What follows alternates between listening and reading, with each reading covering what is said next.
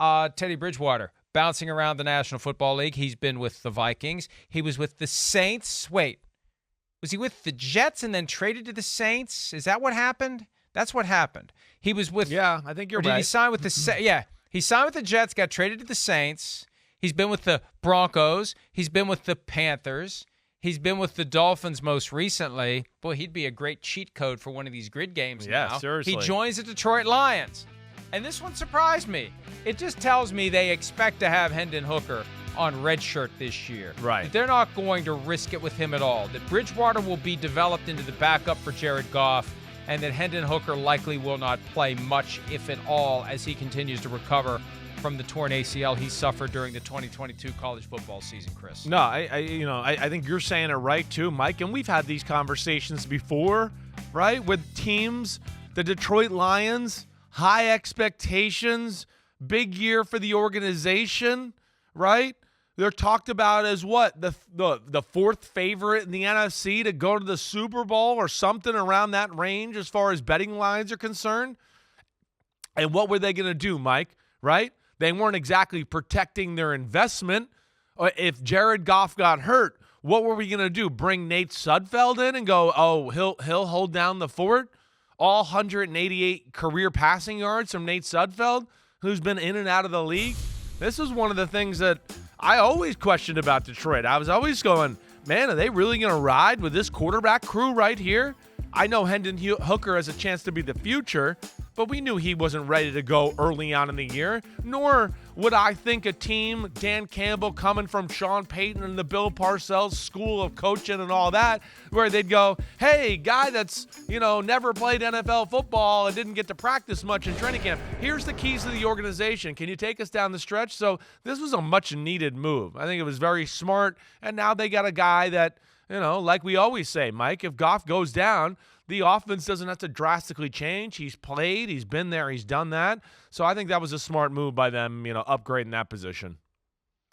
One of the knocks on Bridgewater last year, the injuries to Tua Tagovailoa, the concussions he suffered when Bridgewater played, he didn't exactly hold up either. Now, remember, he got removed from that game against the Jets, I think it was. Yes. Right after the Tua concussion, when they were all of a sudden way too careful.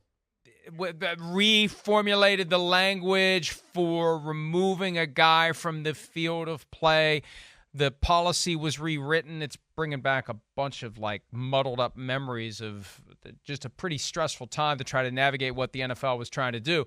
But they hit the button and they got him out of the game when maybe he shouldn't have. Wasn't the word ataxia? Wasn't that the new word that got worked into the lexicon? Right. Where it used to be gross motor instability, but they spotted something in Teddy Bridgewater after he hit his head on the turf that I don't think anybody else spotted.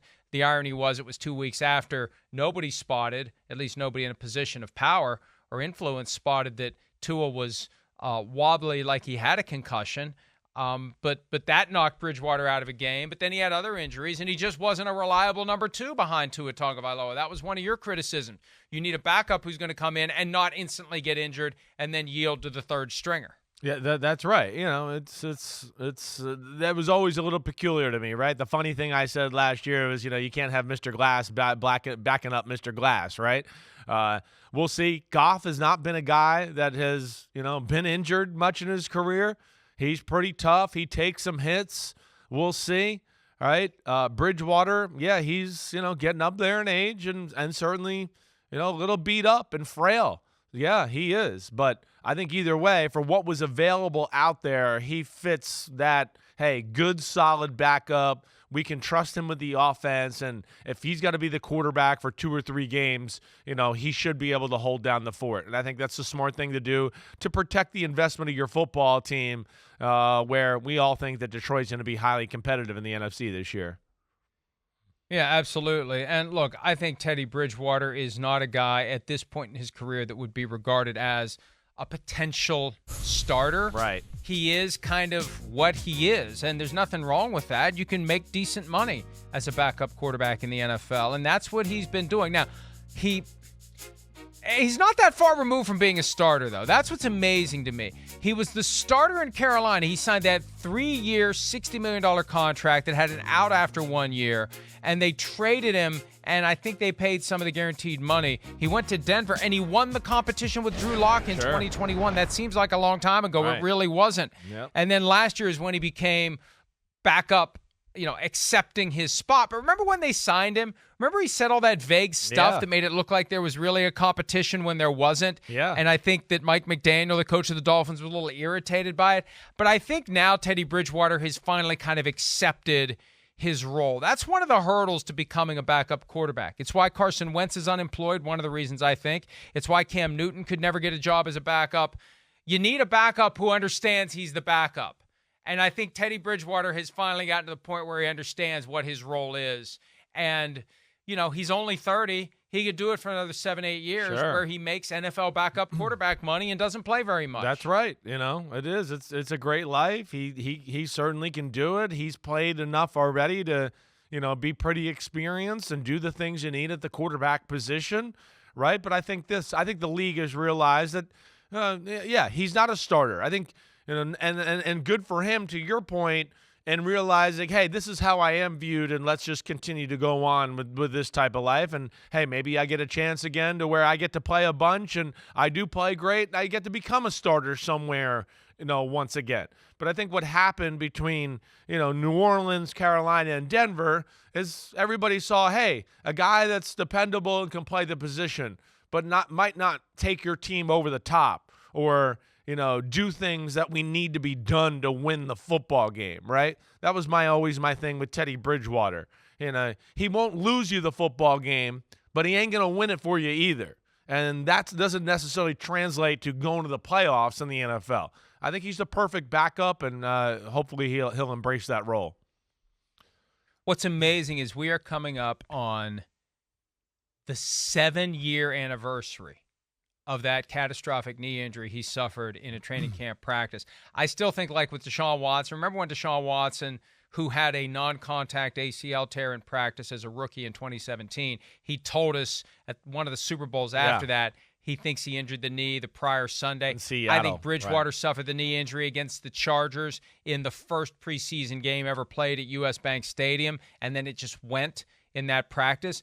But look at the long road, and look at how it turned his career upside down. But he's still persevering. He's still playing the game that he loves. And, again, backup quarterbacks. I remember when Randall Cunningham just kind of accepted the fact, I'll take $3 or $4 million to stand here on the sideline with a clipboard. Who wouldn't? Who wouldn't? What else is going to pay you that kind of money in this day and age, right? Well, you still got skills. Right. You're still part of the team. Right. You bring something to the table, especially if you accept your role and you say, I'm going to do everything I can to make the starter better. That's how you make yourself marketable to other teams. Oh, well, this guy's he's great for the starter. The starters rave about him. They love him. They love having him around. They love how he pushes, but he's not trying to take over. He's not a threat, but he's a competitor. It's the right balance that we're looking for. And I think Bridgewater, he'll have a little bit of a cottage industry as a backup now, and this is his first chance in Detroit to show it. And if Goff gets injured, in he comes. That's right. That's good move for him, good move for the Lions. I'm kind of surprised it took as long as it did. Yeah, it made sense all along. Right, that's what I was saying. This is one that was glaring to me. We're like, man, wow, they must see something in Nate Sudfeld or feel more comfortable than I do. That's for sure. But yeah, you're right. He's embraced it, and it is a great. How else can you replace it? Backup quarterback in the NFL, like you said, you're still getting money. You're getting to do something you love, throw footballs, be at practice, be around the guys, the adrenaline of running out in the stadium. All of that's awesome. But yeah, at some point you got to embrace that new role of being a premier backup and being the guy that helps the locker room, helps the offense, helps the quarterback. I could say, to me personally, I think I had 2 different stints with the Tennessee Titans. I think that's what they liked about me after I got injured. Kerry Collins liked me. He knew I was going to help him out, give him a few inklings, do some work, study film, throw some ideas out to the offensive coordinator. He knew I was going to compete and talk crap with him at practice, but never infringe on hey, Kerry, you're the man. You're the quarterback. We know that, blah, blah, blah, and I'll go back to holding the clipboard here for you on Sunday. And there's a role for that in the team. That's very necessary for the lifeline of the team, and Teddy can bring that. You had more than 2 stints with the Titans, though. I remember at one point you were the guy that they would cut on Saturday and call someone up from the practice squad, and then they'd re-sign you on Monday. Yeah. Officially, you're right. That was that first year where, Jeff Fisher did me a solid. He really did. He recognized, I think he liked me coming out in the draft. I played him in the preseason before I had got hurt and lost my spleen. I think he recognized my talent. He recognized that I was a gym rat, and he bought me a year to get healthy, let alone they had a problem at the quarterback situation, right? That was the year Vince Young had a lot of drama and stuff.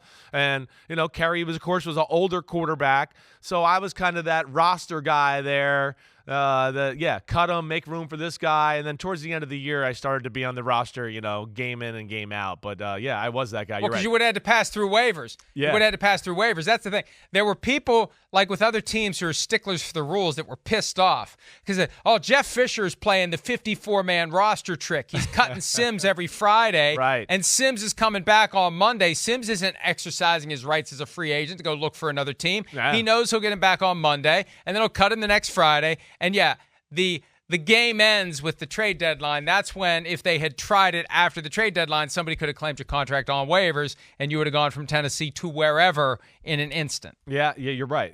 That's how it went. But I knew, one, I wasn't totally healthy, and two, I was with a guy that was helping me get there, and I was enjoying the ride. It was refreshing. In that year, the 2008 Titans, we were the best team in football. We started out 10-0, and I truly believe we were the best team. But as you know, in the NFL, you make some mistakes in the playoffs or a big moment, especially against Ray Lewis and company. That was big trouble for us, and we blew a game in the divisional round that year where we kind of outplayed the Ravens but made some crucial mistakes, and we went home a little early. Especially when the play clock goes to 0 and it takes the officials about 5 seconds to realize. That was one of those. You're right. Remember that? 0. Yeah.